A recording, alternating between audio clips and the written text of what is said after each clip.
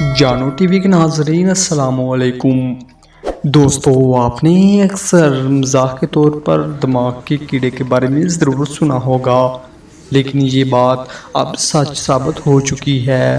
چلیے دوستو، time waste کی بنا اپنی ویڈیو کی جانب بڑھتے ہیں۔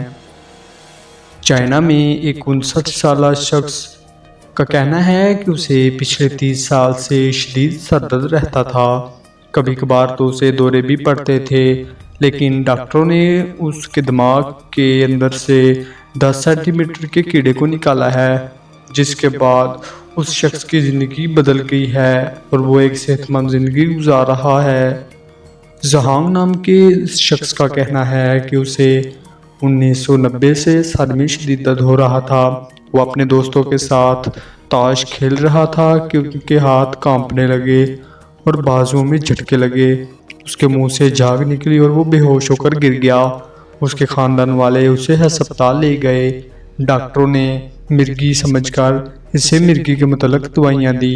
وہ 30 سال سے مسلسل مرگی کی دوائیاں لے رہا تھا، لیکن پھر وہ کبھی کبھار شدید بیمار ہو جاتا۔ پچھلے سال اسے پتا چلا کہ کہیں یہ علامت دماغ کے کیڑے کے پھنسنے کی بھی ہو سکتی ہے۔ زہانگ نے کئی ہسپتالوں سے چیک اپ کروایا۔ ڈاکٹروں نے ان کی کھوپڑی کا MRI کیا، جس کے ذریعے دماغ میں موجود زخموں کا پتہ چلا۔ زہانگ کے ٹیسٹ کروانے کے بعد یہ معلوم ہوا کہ زہانگ کے دماغ کے اندر 10 سینٹی میٹر کا کیڑا ہے۔ یہ کیڑا 30 سال سے دماغ میں موجود تھا۔ آخرکار ایک کامیاب آپریشن کے بعد وہ کیڑا نکال لیا گیا۔ اب زہانگ بالکل تندرست زندگی گزار رہا ہے۔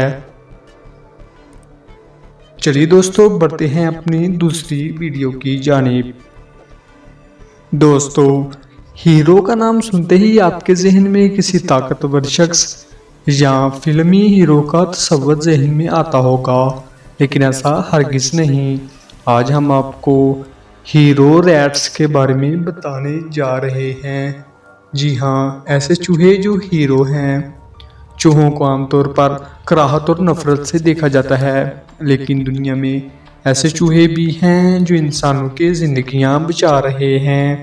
1997 سے ایک تنظیم جس کا ہیڈ کوارٹر تنزانیہ میں ہے، وہ چوہوں کو برودی سرنگیں اور TB کے مرض کی تشخیص کے لیے استعمال کرا رہی ہے، اور اس کے لیے اس نے بہت سے چوہوں کو ٹریننگ دی ہے۔ تنظیم کے ان چوہوں کو ہیرو ریٹس کا نام دیا جاتا ہے۔ برودی سرنگیں ہر سال ہزاروں افراد کی موت کا سبب بنتی ہیں، جبکہ TB بھی جان لیوا مرض ہے۔ TB کی وجہ سے صحرائے صحرا کے 7 ممالک میں لاکھوں لوگ مر جاتے ہیں۔ یہ چوہے اتنے ہلکے ہوتے ہیں کہ ان کے وزن سے نہ ہی برودی سرنگ پھٹتی ہے، اور جہاں پہ انہیں برود کی اسمیل آتی ہے، یہ وہاں سے زمین کھودنا شروع کر دیتے ہیں۔ اس تنظیم نے 111 چوہوں کی تربیت کی ہے۔ دلچسپ بات یہ ہے کہ ملازمت کے دوران کوئی بھی چوہا غائب نہیں ہوا۔ دوستو، نیکی کا کام انسان کرتے ہیں، لیکن وسیلہ کوئی اور چیز بھی بن سکتی ہے۔